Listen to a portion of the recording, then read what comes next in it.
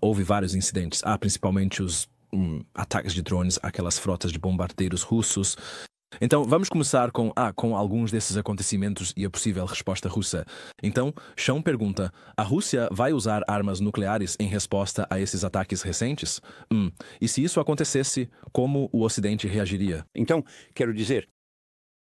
Então, a resposta padrão, e essa resposta não mudou desde o início da guerra, é não. Muito, muito improvável. Primeiro, os russos não deram nenhum sinal, nenhum indício físico. Eles falam sobre questões nucleares o tempo todo porque usam esse tipo de retórica nuclear para assustar todo mundo. E isso, você sabe, teve algum efeito. Então, eles teriam que entrar em uma guerra nuclear em grande escala. E mesmo assim, isso não, sabe? Isso destruiria uma brigada ucraniana, ou talvez um pouco mais. Ou eles teriam que lançar 2 ou 3 armas nucleares em uma cidade ou vila, como uma medida retaliatória. Isso traz outra questão. O tabu contra o uso nuclear é muito, muito forte desde a Segunda Guerra Mundial. Em algum momento alguém vai quebrá-lo. Quero dizer, isso, sabe, em algum ponto da história humana isso será quebrado. Quero dizer, se o Putin quer entrar para a história como um grande líder russo, tenho quase certeza de que ele não quer ser lembrado como o homem que quebrou o tabu, o primeiro homem a usar armas nucleares de forma agressiva, nem mesmo para defender seu próprio país contra um ataque final, algum tipo de ataque final. Quero dizer, é isso que as armas nucleares fazem. Elas oferecem uma garantia final de que se tudo mais falhar e seu país estiver sob ameaça de destruição completa, você pode então recorrer ao uso nuclear. É isso que... E a doutrina nuclear da Rússia, na verdade, é totalmente sobre isso. Então, eu acho que as chances são muito, muito, muito, muito baixas. Agora, a segunda parte da pergunta. O que o Ocidente faria se uma arma nuclear fosse usada? A resposta costumava ser sob o governo Biden, e essa resposta nunca foi dita explicitamente pelo Biden, mas você conhece o David Petraeus. O general David Petraeus, que é independente, ele trabalha para a KKR. Agora, mas ele foi diretor da CIA. Ele foi o mais importante da Grã-Bretanha, dos Estados Unidos. Eu digo Grã-Bretanha porque ele estava muito na Grã-Bretanha. Ele foi o general americano mais famoso durante o Afeganistão e o Iraque. E ele frequentemente falava com uma espécie de autoridade privada da Casa Branca. Ele não dizia coisas que fossem antagônicas ao pensamento da Casa Branca. E ele disse algumas vezes, quando esse assunto surgiu, em 2023, ele disse que se os russos usassem uma arma nuclear tática na Ucrânia, ele estaria bastante confiante. Ele disse que os Estados Unidos responderiam com: atacaríamos todas as bases de onde armas nucleares táticas tivessem sido usadas. A resposta seria massiva e convencional e realmente causaria danos. Agora, isso foi o que ele disse, aparentemente de forma independente, mas obviamente consistente com o pensamento americano. Então isso era antes. Isto é agora. Será que o governo Trump faria isso? Não. Não. Você não acha? Você acha que eles iriam... Eu acho que eles iriam. Mas eu não acredito que Trump iniciaria esse tipo de resposta. Porque, como todo mundo que o conhece e conhece sua relação com a Rússia, pessoas como Fiona Hill, a acadêmica britânica, ligada à nossa revisão de defesa, que já trabalhou para ele, ela trabalhou para 3 presidentes, incluindo Trump, e escreveu livros sobre isso. E ela diz, veja, ele tem medo do Putin. Ele admira o Putin, mas tem medo dele. E Trump tem muito medo ou é muito resistente a usar o poderio militar americano de forma estratégica. Ele pode até usar o poderio militar americano contra os Houthis e pode usá-lo. E a ideia de usar o poderio militar americano explicitamente contra a Rússia está praticamente fora de cogitação com Trump. Isso é interessante. Mas é interessante, não é, Michael? Porque esse limite, pelo que o Petraeus estava dizendo, mesmo no caso de armas nucleares serem usadas, a resposta do país mais poderoso do mundo, sob Petraeus ou sob Biden, também não seria recorrer ao uso de armas nucleares. Porque eles sabem que esse é um limite que simplesmente não se pode ultrapassar. Você não poderia dizer, bem, que pena. E para onde vamos a partir daqui? Teria que haver uma resposta. E outra coisa que eu não mencionei sobre isso é que é muito improvável que a China continue ao lado de Putin se ele usasse uma arma nuclear, porque isso seria muito mal visto no restante do sul global. E a Índia também não continuaria ao lado de Putin. Quero dizer, Putin perderia seus apoiadores e aliados mais importantes. Se ele quebrasse esse tabu, então é muito, muito improvável que isso aconteça. Com certeza, quero dizer, eu poderia dizer com, 99,99% de certeza que me vai, em resposta a, digamos, um ataque à ponte da Crimeia, o orgulho e a alegria dele, ele não usaria armas nucleares em resposta. Ele iria querer responder, mas não com uma arma nuclear. Voltamos a falar da ponte da Crimeia mais tarde. Mas me ocorreu enquanto você respondia a sua pergunta, Mi, porque é algo que eu te pergunto desde o início da invasão. E nós conversamos muito sobre isso, e você tem sido muito claro no seu pensamento e tranquilizador para mim nas suas respostas. Mas, sabe, armas nucleares não são a única arma de destruição em massa. Você sabe que os russos têm usado gás nas linhas de frente para tentar expulsar os ucranianos. Das posições nas trincheiras.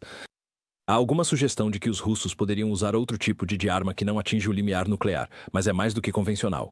Química ou biológica? Sim, existe. Quero dizer, veja, os russos sempre acreditam em retaliar contra esses tipos de grandes ataques ucranianos.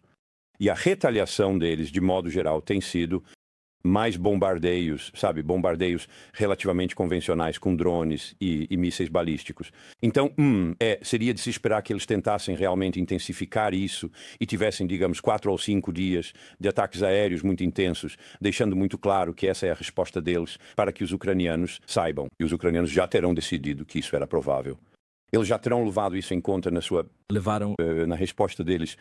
Mas não se pode descartar a ideia de que os russos possam começar a ultrapassar outros limites, como, por exemplo, em guerra biológica e guerra química. Quero dizer, eles já usaram um gás CS, que é ilegal, curiosamente, de se usar no campo de batalha. Não em... Usa-se tumultos. Exatamente. Isso é plausível. Seria desagradável. E seria mais um limite ultrapassado, não seria? Sim. A próxima pergunta aqui é de um usuário chamado Never the Question. Obrigado por isso. Outra que já te fiz muitas vezes, Michael. Qual o efeito psicológico que os ataques têm sobre o Putin? Coloque-se na mente do Vladimir. Esses ataques. Acredita-se que o irritam. Eu estava conversando com alguém que acompanha essas coisas e ele disse que o Putin sumiu nas últimas 48 horas, enquanto ele simplesmente não fez nenhuma aparição, o que não é típico dele. Porque na semana passada ele apareceu bastante. É notável com que frequência você o via surgindo e fazendo coisas. Conversei com alguém ontem à noite que acompanha essas coisas e ele disse: não vemos ele há 48 horas. Porque quanto mais audaciosos eles são, mais humilhante é para as forças de defesa russas, quero dizer, para as defesas aéreas russas. E claro, ele sempre se certifica, um dos motivos pelos quais ele não aparece na TV imediatamente é porque pareceria que a culpa é dele. E sempre, se você voltar ao golpe tentado por Prigozhin, que foi muito sério... Incrível a confusão que eles tiveram que enfrentar aquela... Bem, eu estava acompanhando e depois fui para casa e fiquei assistindo porque ninguém sabia onde aquilo ia terminar. Mas sim, quero dizer, eles estavam abatendo suas próprias aeronaves russas. E ele sumiu. Ele ficou desaparecido por alguns dias. E sabe, quando ele finalmente voltou, parecia bastante abalado e tudo mais.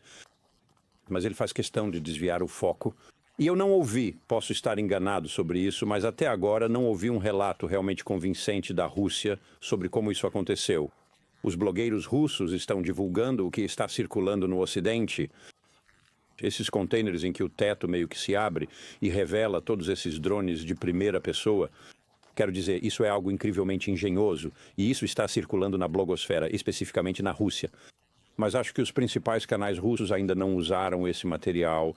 Eles só falaram sobre ataques terroristas em seus aeródromos, como se fossem grupos de terroristas vindos de lugares tão distantes quanto Beliga, em Kursk. Sim, e eles atravessaram toda a Rússia, simplesmente incrível. Sim, e em Murmansk, no norte, sim. Para chegar lá, a base aérea é Belair porque é a operação militar especial, então não é uma guerra. Assim, não podem ser atos de guerra, não podem estar acontecendo, certo? E por isso não podem culpar o SBU, não podem. Culpar os serviços de segurança ucranianos, grupos que estão enviando terroristas ucranianos ou terroristas russos trabalhando para a Ucrânia para cometer esses atos. Então, só sobre isso, porque isso é interessante. Esses são legítimos. Não há nada que você possa, em termos de direito internacional, questionar se é permitido atacar tão profundamente assim. Sim, mas não. Você certamente pode atacar profundamente dentro de um país adversário se estiver em guerra com ele. Pode-se argumentar que isso é um ato terrorista, mas há precedentes legais que dizem que, bem, não há outra maneira de atingir esse oficial, e esse oficial é intrínseco à guerra que estão travando contra você. Você tem esse direito. Se você tomar precauções razoáveis para matar apenas esse oficial ou afetar apenas esse oficial, então isso é discutível. Mas isso realmente chega perto da linha tênue com o terrorismo. Mas ataques, então, ataques individuais contra pessoas são diferentes, talvez difíceis de justificar, mais difíceis. Mas ataques a bases e instalações são diretos do ponto de vista legal. E siga com isso. Ok, próxima pergunta aqui do HGO. A Ucrânia poderia destruir completamente a ponte da Crimeia?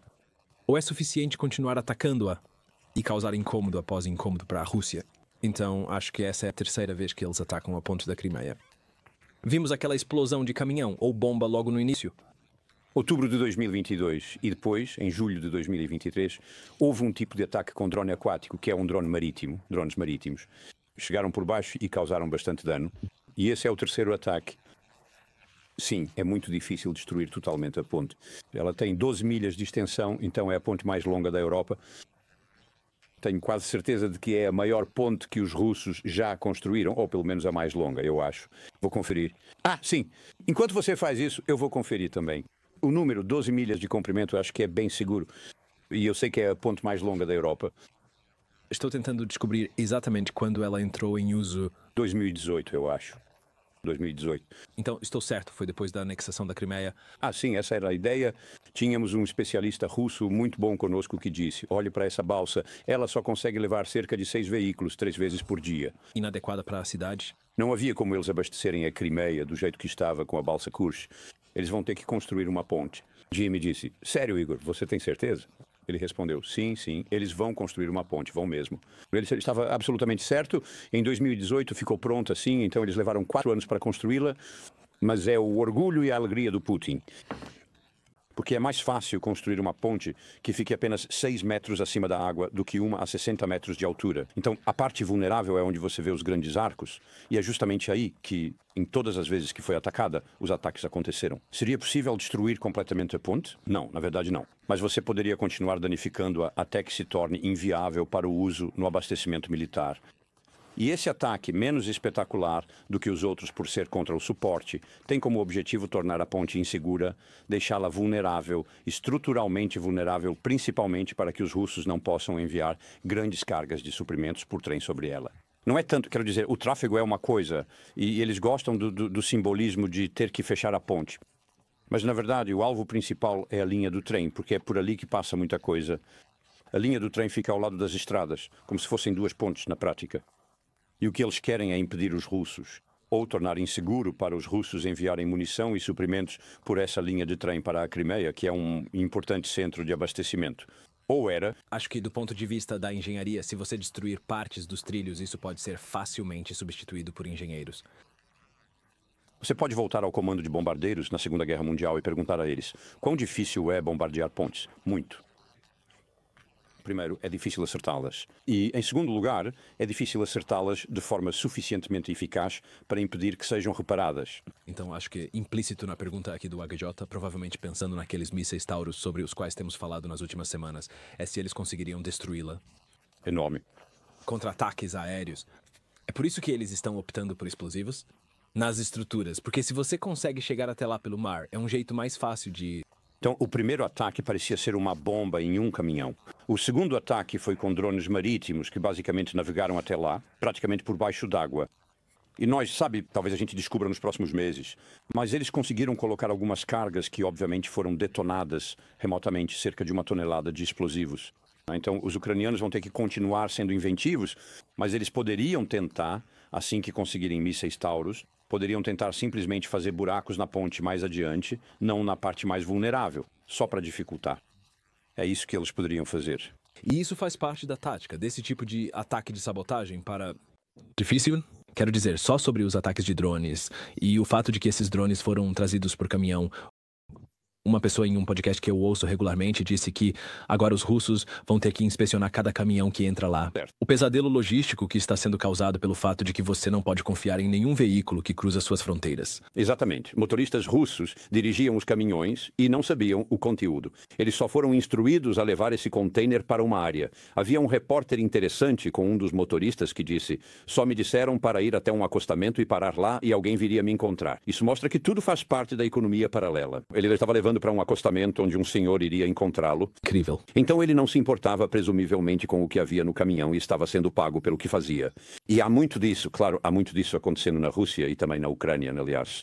Com certeza. Não é difícil, ucranianos, russos, falantes de russo, que estavam trabalhando para a Ucrânia dentro da Rússia, fazendo acordos com motoristas ou combinando com empresas falsas para enviar essa frota de caminhões com todos esses drones FPV dentro. E 2 dos caminhões, nos foi dito, se autodestruíram porque algo deu errado. E os ucranianos, mais uma vez, pensaram nisso. Eles não queriam que os caminhões fossem capturados como estavam, então 2 caminhões se autodestruíram antes de chegarem ao ponto em que abririam seus tetos e liberariam todos esses drones de ataque. O que, novamente, foi uma operação remota, o teto se abriu e os drones saíram. Agora, te vi na segunda-feira após o ataque. Sim. Você disse que esse é o caso mais extraordinário de espionagem e sabotagem desde o Pager. Sim. Ataque dos israelenses contra o Hezbollah. Exatamente. Quer dizer, em setembro passado, no ano passado, não foi? O que começou anos atrás. Sim. Eles foram projetados para que você precisasse das 2 mãos para atender. Você não podia simplesmente pegar e atender, tinha que usar as 2 mãos. Você sabe porque tem 2 botões nele, então você precisa segurá-lo com as 2 mãos. Segurando mão. Para pegar e levar até o rosto, perto do ouvido. E então ele explodia e arrancava as mãos das pessoas ou as matava, seja o que fosse. E a ideia era que só pessoas do Hezbollah teriam esses pagers. Porque era o que o Hezbollah usava, era o que o Hezbollah tinha dado para as pessoas. Então os israelenses podiam dizer que isso era legítimo, embora tenham ocorrido outras vítimas, algumas crianças. Porque as pessoas, sim. Outras pessoas envolvidas. Mas eles tinham um argumento razoável para dizer: criamos um sistema em que apenas nossos inimigos... Nossos inimigos declarados seriam afetados por esses pagers, porque eram só para eles e só explodiriam nas mãos deles. E com 1 ou 2 exceções, isso era verdade. É também a engenhosidade disso. Sim. Nos relatos sobre sucessos de inteligência nos próximos anos, as páginas do Hezbollah e os caminhões de drones da Ucrânia, seja lá como forem chamados, vão entrar para a história como 2 dos grandes golpes de inteligência dos tempos modernos. Isso realmente me faz lembrar de outros casos, e antes disso houve um assassinato de um cientista nuclear iraniano. E eu acho que os israelenses usaram uma metralhadora sentinela, uma metralhadora controlada remotamente, ou pelo menos foi isso que foi noticiado. Exatamente. Sim, agora não consigo lembrar o nome dele. Mas isso remonta aos anos 1990, se não me engano. Faz bastante tempo. Sim, faz bastante tempo. Sim, faz bastante tempo. Mas, novamente, era esse tipo de engenhosidade das forças de segurança para conseguir fazer esse tipo de coisa. Agora, Ricky White tem uma pergunta aqui sobre esses drones. Os ucranianos declararam que cerca de 40 aeronaves foram destruídas por drones, mas as imagens mostraram apenas algumas aeronaves atingidas. Rick pergunta: quão preciso é esse número ucraniano? Bem, ambas as empresas separadamente, empresas independentes, comprovaram isso. Pelo menos 8 aeronaves estão destruídas nessa base aérea, que foi exatamente o que os ucranianos disseram. Então parece que alguns dos Tu-22 e Tu-95, que são o Bear e o Blackjack, bombardeiros que eram justamente os alvos principais dos ucranianos. É uma aeronave que voa próxima ao campo de batalha e controla tudo o que está acontecendo. Elas são muito, muito caras. Nós também operamos essas aeronaves. E você não tem 20 ou 30 delas. Você tem 1 dúzia ou mais, ou no nosso caso, 2 ou 3. E você cuida muito bem delas. Impacta na capacidade deles de controlar o campo de batalha. Vai sim, com certeza. Então, o que os ucranianos estão dizendo é que destruíram, segundo eles, 34% da força de bombardeiros estratégicos da Rússia. Agora, isso não foi verificado. Então, o Instituto de Estudos de Guerra, que eu conheço, claro, e que ouvimos, que tem detalhes excelentes sobre tudo isso, está citando o coronel Yuri Inhat, que disse o seguinte: 10 dos 12 bombardeiros russos Tu-160 e 36 dos 57 bombardeiros Tu-95 estavam operacionais antes do ataque, e obviamente vários já foram destruídos como resultado disso. Eles não conseguiram pegar tantos dos Blackjacks. É o maior de todos. É um enorme bombardeiro supersônico. E os ucranianos não se preocupam tanto com os 160s, porque não estão sendo usados com tanta frequência para lançar mísseis de cruzeiro contra a Ucrânia nesses ataques noturnos. São os velhos Bears e Blackjacks. Espera. Vamos ver. Bombardeiros da Guerra Fria que basicamente ficam circulando por aí com uma assinatura de radar do tamanho de um elefante e lançam mísseis de cruzeiro de muito longe. E as forças russas mantêm seus bombardeiros backfire longe da guerra atual na maior parte do tempo, pois acreditam que podem precisar deles para outro possível conflito no futuro próximo. E isso também chama a minha atenção, Michael, porque acho que na semana passada ou na anterior falamos sobre atacar aeródromos. Daí eu brinquei que, sabe, você estaciona os aviões asa com asa. Se estão longe, acham que estão seguros. Nunca faz isso na linha de frente onde estão esses aviões vendo o que fazem. Sim. E você sabe, os bombardeiros Bear e Blackjack, os ucranianos não têm nenhum deles, exceto que eles têm um Bear e um Blackjack no museu de aviação deles.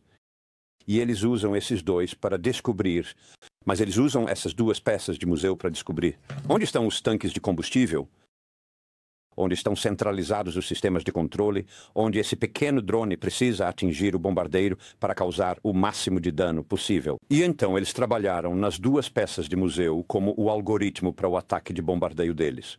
E algoritmos, certo? Porque tudo isso é IA também, não é? Tudo IA. Depois que eles começaram, tudo era controlado pelo computador, o que é simplesmente um avanço fantástico na guerra. Certo, vamos passar para outra pergunta aqui. Sean DePron, ótimo nome, pergunta: a ofensiva russa de verão já começou? No momento, não parece haver um grande avanço estratégico com veículos blindados na linha de frente tentando romper as linhas ucranianas. Quero dizer, isso ainda é possível, mas acho que veríamos isso se formando antes de acontecer. E não estamos vendo isso no momento, mas estamos vendo o envio de diferentes unidades por toda a linha de frente. Então estamos vendo algo em Sumy, lá no norte, deixa eu mostrar. Sumy e Kharkiv foi bombardeada novamente na noite passada. Há muita atividade aérea na região. Temos alguma ideia de como estão sendo os combates nessa região? Os ucranianos estão entrincheirados em posições. Eles estão se mantendo nas cidades, meio que mantendo suas... É bastante dinâmico. São ataques e contra-ataques. Mas os russos avançam, mas muito, muito devagar, porque agora estão operando com infantaria isolada. Eles aprenderam que, se enviarem os veículos blindados primeiro, acabam por perdê-los. E se enviarem tropas dentro dos veículos blindados, também as perdem. Então, o que eles fazem agora é enviar pequenos grupos de soldados que são descartáveis. E esses são aqueles com os quais eles absolutamente, realmente e completamente não se importam. Eles os enviam em pequenos grupos de 8 ou 10 para conquistar um pouco aqui e um pouco ali. E quando acham que já conquistaram o suficiente, então enviam suas tropas profissionais em veículos blindados, quando esses pequenos grupos, o que restou deles, já tomaram a maior parte da fazenda. E a intenção é que essas tropas entrem ou que assumam uma propriedade, uma posição defensável, que possam manter, sim, e eles vão ocupar uma posição local. Então, há muitas fábricas antigas, minas abandonadas e partes antigas de siderúrgicas, moinhos e coisas desse tipo. E, claro, elas podem ser transformadas em fortalezas. Eu ia apenas dizer que as posições de luta são muito difíceis. Exatamente. Se você toma uma, transforma em uma fortaleza e avança. Da mesma forma, se você está defendendo, pode transformar isso em uma fortaleza e resistir a muitos ataques. Aqui dos nossos espectadores que estão nos assistindo, obrigado por essa berrante. Que pergunta: com as taxas atuais de atrito, é provável que a Rússia fique sem soldados e equipamentos? Eles não vão ficar sem pessoas porque estão recrutando gente do mundo todo, já que estão pagando, sabe? Quantias grandes, muito dinheiro. Então, até mesmo os próprios soldados deles do leste estão recebendo muito para ir. Certo. E, eles os importaram como mão de obra e estão pagando relativamente bem. Então, literalmente, a produção de armas da Rússia agora está sendo impulsionada por um influxo de trabalhadores estrangeiros. Assim, eles podem continuar e vão continuar fazendo isso. Quero dizer, a Rússia é uma grande economia e uma grande máquina de guerra, mas, como eu sempre digo, é como uma esponja recuperando sua forma. Ela simplesmente continua se espalhando e se espalhando. Ela já distorceu a economia deles. Sim, com certeza. Mas isso vai colocar ainda mais pressão sobre a economia deles a partir do ano que vem, e é por isso que eu acho que Putin está tentando conquistar o máximo possível este ano. Se ele estiver interessado em algum acordo, um cessar-fogo será mais para o final do ano, quando ele tiver o Donbas. Quilômetros. E ele pode dizer: este agora é o meu território, e agora eu vou concordar com o cessar-fogo. Então, Putin disse em 13 de maio que a Rússia está recrutando 60 mil voluntários para se juntar às Forças Armadas todo mês. Eu não sei como calcular a taxa de atrito, mas não sei se isso é suficiente para eles se manterem. Não, eles estão. Quero dizer, eles estão perdendo, em média, apenas uma única unidade. Você sabe, a média agora é de 1.300 por dia. Agora eles estão recrutando mais do que isso, recrutando de 1.500 a 2.000 por dia, o que dá 60 mil por mês. Sim, então eles estão fazendo isso. Quero dizer, as pessoas estão meio que incertas sobre isso, ou discordam disso. Os russos podem continuar fazendo isso, apenas recrutando estrangeiros, indivíduos e pessoas do leste para o exército deles. Eles estão desesperados para evitar isso, mas se continuarem trazendo estrangeiros para o exército e o exército deles, a qualidade está caindo cada vez mais até que consigam recrutar. Ele será grande, mas simplesmente não será bom. E a qualidade está caindo o tempo todo na massa do exército, mas eles vão continuar aumentando essa massa enquanto continuarem pagando por isso. As famílias, se você morre em combate, recebem uma grande indenização, o que para muitas pessoas das regiões mais pobres da Rússia muda a vida da família depois que a pessoa morre. Exatamente.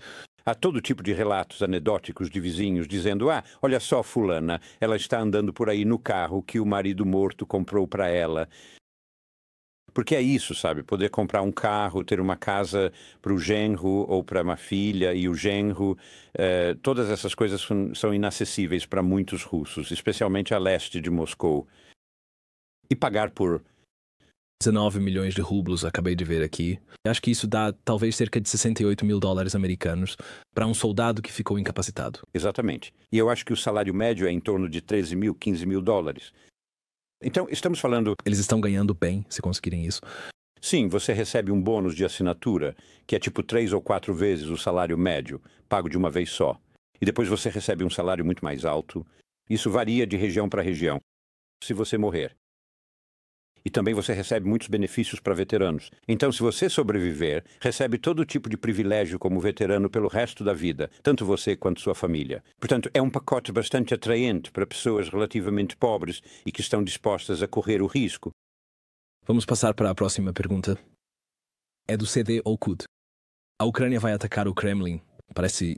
eles poderiam fazer isso facilmente ou pelo menos criar o medo de que podem. E claro, eles fizeram. Foi relatado um ataque em maio de 2023. Exatamente. Houve um ataque de drone naquela época, embora a Ucrânia nunca tenha assumido a autoria. E minha impressão sempre foi que não acho que aqueles drones tenham vindo de dentro da Ucrânia. Acho que foram lançados por outra pessoa mais próxima do Kremlin. Ainda assim foram os ucranianos, não foram? Quero dizer, possivelmente a Ucrânia ou um grupo de oposição russa, ou um grupo que a Ucrânia estava disposta a patrocinar. Quero dizer, nunca chegamos realmente ao fundo disso, mas não adiantou de nada. E isso reforça a narrativa de Putin de que a Ucrânia está envolvida em uma guerra para destruir a Rússia, que o Ocidente está tentando destruir a Rússia e está usando a Ucrânia como uma espécie de ariete para isso. Então não acho que haja muito a ganhar politicamente com ataques ao Kremlin. E os ucranianos precisam manter a ideia de que estão atacando dentro da Rússia. E eles estão focando em alvos militares que realmente fazem diferença para eles. Coisas que vão aliviar a pressão sobre eles. Como aeronaves que podem lançar bombas planadoras. O que importa para a linha de frente na Ucrânia é o que eles precisam mostrar que estão atacando. Bem, da mesma forma, o ponto que você levantou é que se a Rússia usasse armas nucleares, perderia o apoio da Índia e da China. Se a Ucrânia começasse a atingir alvos como o Kremlin, perderia o pouco apoio que tem entre as nações não alinhadas. Eles perderiam isso, sim. E o perigo, eu disse isso na época, é que eles estão brincando com fogo se realmente atacarem. Algo como o centro de Moscou, por exemplo. Porque, então, os ucranianos precisam ter cuidado e às vezes realmente brincam com fogo quando fazem essas coisas. Acho que há cerca de 4 grandes aeroportos na região de Moscou e todos eles podem, de fato, ser rapidamente fechados por um ataque aéreo. E isso, novamente, incomoda os russos e lembra ao povo russo que, embora se possa chamar isso de terrorismo, é assim que a guerra se apresenta. Os aeroportos estavam sendo atingidos e as operações estavam sendo interrompidas por causa do risco de ataque aéreo. Certo, vamos passar para uma pergunta aqui do Monte. E o Monte está te fazendo uma pergunta sobre a qual eu sempre adoro conversar com você, Michael, e é sobre guerra com drones. E como a guerra com drones afetou as outras formas de guerra convencional e as táticas que eram usadas no início do conflito. Isso mudou completamente a forma como lutamos. Sim, mudou mesmo. Ou seja, quando falamos sobre drones, também estamos falando sobre tecnologia robótica. Então, há drones no ar, mas também drones no mar, drones em terra. É basicamente a mesma coisa. É um tipo de sistema robótico, né? Um veículo robótico, que pode ser tanto um veículo de vigilância ou de coleta de informações, quanto um veículo letal, capaz de disparar algo, disparar uma arma, ou pode simplesmente ser um veículo kamikaze, que vai em direção ao alvo e se explode. E sim, tudo isso. Ou seja, drones existem há muito tempo e costumamos dizer que os primeiros drones realmente eficazes foram os chamados Doodlebugs, que os alemães lançaram contra Londres em 1944. Em 44. E esses foram realmente, também havia drones antes disso. Mas esses foram os primeiros que de fato foram eficazes. A ciência dos drones como um todo não se desenvolveu tanto. E então, em 2020, na guerra entre o Azerbaijão e a Armênia, os azerbaijanos usaram drones turcos Bayraktar, junto com drones israelenses Harop, pequenos drones para vigilância, e não havia nada de sofisticado neles, nem nos drones Harop, nem nos Bayraktar. Mas os azerbaijanos usaram muitos deles. Esse era o ponto. Em vez de usar apenas alguns, eles usaram muitos e acharam-nos extremamente eficazes contra os tanques russos da Armênia. E, eu me lembro que, naquela época, conversei com pessoas do Ministério da Defesa em 2020. Ben Wallace era o ministro da Defesa naquela época e ele disse, estamos levando isso muito a sério. Quando você desce para a robótica terrestre, robótica no mar, tudo fica mais complexo, mais complicado, só para se movimentar. Mas drones, quero dizer, pequenos drones capazes de entregar uma carga, uma granada, mas guiados por IA, guiados por um sistema computacional, para seguir alguém, se necessário, até um bunker e soltar a granada no colo desse pobre homem, de fato. Isso é algo que se desenvolveu apenas nos últimos 2 ou 3 anos e é algo bastante fundamental. Alguns são sem fio e agora também conectados por fios. Há drones de fibra óptica que estão usando com esses enormes carretéis de cabos. Haverá uma resposta para isso? Ainda não sabemos qual é, mas haverá uma resposta para esses drones de fibra óptica, alguma forma de romper os cabos ou desabilitar o que os cabos fazem. E só mais alguns números sobre a produção de drones. A Rússia está produzindo 300 drones a cada 3 dias, com a meta de chegar a 500 drones por dia. Sim. É o que foi noticiado. A maioria deles pequenos. Sim. Eles adaptaram-os com urânio empobrecido. Como quadricópteros. E os ucranianos vão fabricar 2,5 milhões de drones por ano. Toda a indústria deles, a indústria de drones, é enorme. Em 2022, ao perceber o que os drones estão fazendo, lembro-me de Zelensky dizendo, produziremos 1 milhão de drones no ano que vem. 1 milhão de drones, ele disse, para 2023. E isso, claro, muito bem feito. Mas esse número agora, você sabe, triplicou. Quero dizer, triplicou agora, 2 anos depois. E eles conseguem produzi-los em um dia, então isso mudou tudo completamente. Certo, vamos passar para algumas perguntas rápidas, se pudermos, Michael. O tempo está correndo. Aqui vai uma do Steve T. É sobre Sumy de novo. Com 50 mil soldados reunidos perto de Sumy, eles estão tentando ser alvo para os caças ucranianos? Bem, eles seriam se juntassem em grupos grandes o suficiente. Mas quero dizer, o que os russos aprenderam, assim como os ucranianos, é que se você tem tropas prontas para uma ofensiva, mantenha-as dispersas. Em algum momento eles precisam estar juntos, mas você só os reúne em massa bem tarde, pouco antes de iniciar uma manobra. Mas sim, quero dizer, qualquer um que reúna grandes números de tropas perto o suficiente está tornando-os um alvo. Só uma observação bem rápida sobre isso. Antigamente costumavam dizer, sabe, por séculos e séculos de guerra, você não sabia... É isso mesmo, você sabia onde o inimigo estava, mas não sabia se conseguiria destruí-lo. Mas você sabia onde eles estavam, porque podia vê-los, podia ouvi-los. Seu batedor voltava e dizia, eles estão ali atrás da colina. Mas você não sabia se conseguiria destruí-los. Agora é o contrário. Você sabe que pode destruí-los, só não sabe onde eles estão. Certo, eles estão tão dispersos. Aqui vai uma pergunta do Alan999 e você pode estar tentando a sorte. Por que o Trump está tão quieto? Ele vai entrar no Trump Social imediatamente, não vai? Porque ele está à beira do fracasso nesse esforço de paz e não quer ser associado a uma derrota. Agora, é possível que ele possa apresentar uma iniciativa surpreendente, tirar um coelho da cartola, e isso não é impossível. Mas quanto mais tempo passa, mais provável é que os EUA se retirem disso. Todos nós achamos que ele está começando a se afastar. Então, ainda não está totalmente decidido, mas ele está quieto. Porque o instinto dele, eu acho, é de que isso vai fracassar. Então é melhor se manter afastado. Certo. Sophie Luiz pergunta novamente sobre as pontes. Os incidentes nas pontes no fim de semana na Rússia indicam que a Ucrânia tem mísseis Taurus? Quase certamente não. Acho que eles vão receber mísseis Taurus, mas acredito que quando isso acontecer, veremos de forma mais clara. Os russos relataram que ambas as pontes foram explodidas, na África, e uma ponte foi explodida, enquanto um trem passava por baixo dela, e a outra foi explodida enquanto um trem passava por cima. E ambas pareciam ser cargas pré-instaladas. Então, sabe, uma operação clássica de sabotagem, na minha opinião. Era um trem indo para Moscou, 7 pessoas morreram nele, isso mesmo. Não foi sem vítimas. Não. Foi um ataque, sabe, na Rússia. Uma ponte ficava em Briansk e a outra em Kursk. E os ucranianos têm, sabe, eles podem argumentar bem que esse era um alvo legítimo. Mas sim, civis foram mortos. E isso é permitido. É tolerável pelo direito internacional, dependendo de quão cuidadosamente você planeja a operação. Eles sugerem que os mísseis estão chegando e em seguida mostram, olha, isso é o que podemos fazer sem eles. Sim, acho que isso é bastante importante para eles. Smith pergunta, quão conscientes estão as pessoas em Moscou e São Petersburgo de que a Ucrânia agora está atingindo a Rússia regularmente? Na Rússia, você sabe, as coisas circulam do mesmo jeito que nos países ocidentais, então eles não podem fingir que não aconteceu. Mas, como estávamos dizendo, eles atribuem tudo ao terrorismo. E então, sabe, o que eu acho que a população russa ouve é que Eles estão lutando uma guerra, estão vencendo uma guerra que precisam vencer, e uma das consequências é que somos alvo de ataques terroristas. E essa é a visão, essa é a narrativa. E a maioria dos russos parece, pelo que podemos ver, o Levada Center é o único centro que temos em Moscou, a Fundação Levada. Acho que esse é o nome que publica relatórios que são relativamente independentes. Eles não se voltaram contra isso e que esse é o custo necessário disso. Eu me pergunto se isso tornando profecia autorrealizável.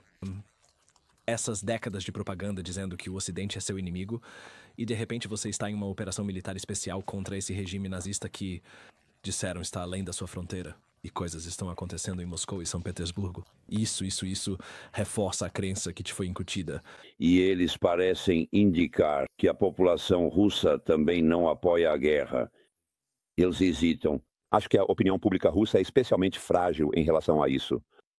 Mas está claro que eles gostariam de ver o lado deles vencer, mas cada vez mais, no final das contas, eles só querem ver a guerra terminar. Certo? Eles querem ver um fim para isso, e na verdade é um número bastante significativo. Bem, eles deveriam dizer isso à delegação russa em Istambul que o membro não fez concessões ou exigências maximalistas. Certo, última pergunta rápida do Stuntman.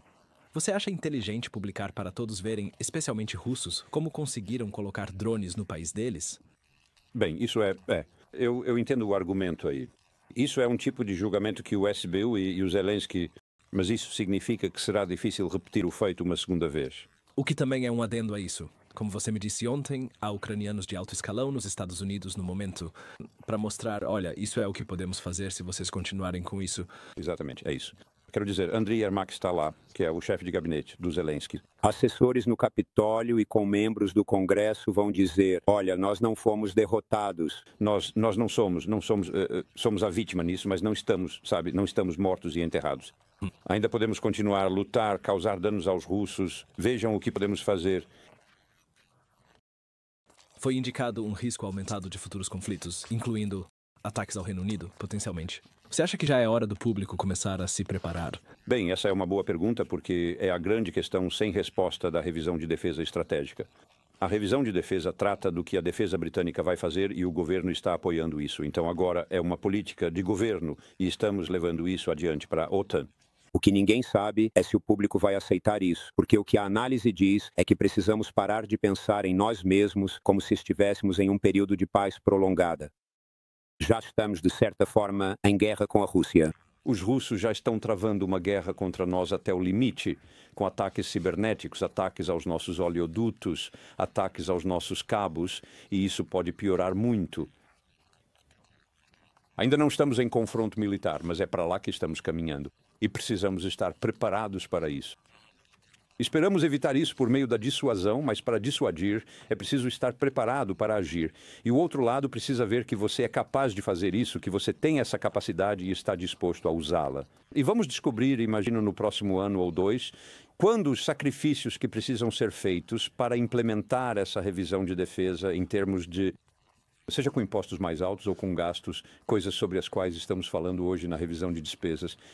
Quero dizer, vamos ver qual é o verdadeiro custo disso, né? O custo de oportunidade dessa revisão nos próximos meses. E então teremos uma noção se a opinião pública vai acompanhar isso. E claro, já gastamos mais com defesa antes, mas a economia era diferente naquela época. Provavelmente não parecia tão ruim. Você pode me dizer por que viveu isso, Michael? Não que você seja muito mais velho do que eu, mas aquela sensação, estamos gastando tudo isso em defesa e mesmo assim nossas escolas não funcionam e nossos hospitais estão lotados. Talvez não fosse algo tão grande. Não estamos nem perto de ser a população mais tributada da Europa. Quero dizer, comparado a 50 anos atrás, quando eu era jovem, o governo simplesmente não fazia certas coisas que agora todo mundo assume que ele deve fazer. Talvez sim, não sei. Espero que não, mas talvez sim. Então, vamos para a nossa última pergunta, do John Smith, que enviou enquanto assistia. Obrigado por isso, John. Se Michael Clark. Estamos liderando a revisão da defesa. Então, o que você priorizaria no orçamento, especificamente? Bem, se eu estivesse envolvido nisso, eu priorizaria as coisas que já estão lá. Quero dizer, é algo transformador. E isso significa que você precisa investir muito no desenvolvimento de IA real, na digitalização das forças, coisas que não aparecem tanto. Não se trata tanto de navios, tanques e aviões, embora precisemos de novas gerações dessas coisas. Mas está lançando as bases de uma estrutura de forças digital. E o que o governo está dizendo, o que a revisão diz, com o que eu concordo, é que queremos, e se conseguirmos, queremos aumentar a letalidade das nossas forças em 10 vezes em uma década. Agora, isso parece um pedido grande. Não é implausível. Para contribuir com nossos aliados europeus, especialmente no norte da Europa, para assumir um papel de liderança que ajude a solidificar nossa defesa e segurança, especialmente no norte da Europa. O que você cortaria nos serviços públicos para conseguir isso? Porque alguns, ou se não cortar os serviços públicos, como você chegaria lá? Então você pode dizer, sabe, algumas áreas da assistência social provavelmente acabarão sendo cortadas. Provavelmente teria que fazer isso. Interessante. Você sabe, possivelmente cortada. Você realmente não quer tentar, sacrificar a educação. E você com certeza quer conter o crescimento dos gastos com saúde, porque nós estamos, gastando cerca de 60 bilhões em defesa, estamos gastando mais de 300 bilhões em saúde. Então, é uma combinação de cortes nos gastos públicos em algumas áreas e impostos mais altos em outras, e você pode cobrir uma certa parte por meio de empréstimos adicionais. Você pode tomar empréstimos enquanto a comunidade internacional ou a comunidade financeira achar que você está assumindo dívidas de forma responsável. Eles não vão te excluir por fazer isso. Então, se acharem que você está pegando empréstimos irresponsavelmente, será punido. Suas taxas de títulos subirão, custando mais para pegar dinheiro emprestado, e assim por diante. Eu já vi isso. Você pode conseguir adicionar um elemento de endividamento como os países da União Europeia fazem. Se você conseguir convencer os mercados internacionais de que isso é responsável, que terá um impacto no crescimento e que você ainda pode pagar os juros do que está pegando emprestado. Então não é impossível. Pronto, aí está. Chanceler, o Michael já respondeu tudo para você, indo para a revisão de gastos na próxima semana. E sobre essa questão do endividamento, acho que há uma corrente de pensamento que está olhando para alguns desses bancos de investimento, não é mesmo? Que vão especificamente para defesa e rearmamento. Quero dizer, trazer mais capital privado para, de fato, colocar a liquidez tão necessária no setor de defesa e em suas indústrias relacionadas. Serviços e militares estão falando sobre isso. Sim. Você sabe, envolva-se nisso porque tudo faz parte de preservar nossas liberdades e isso terá um impacto no crescimento. Isso também vai ajudar. Isso facilita o argumento. É sempre ótimo ter seus pensamentos, sua mente. Magnífico. Eu adoro a conversa como sempre. Muito obrigado por estar conosco e por enviar todas as suas perguntas. Faremos outro desses na próxima semana, se os horários se alinharem. Obrigado. Aproveite o restante da sua tarde e nos veremos em breve.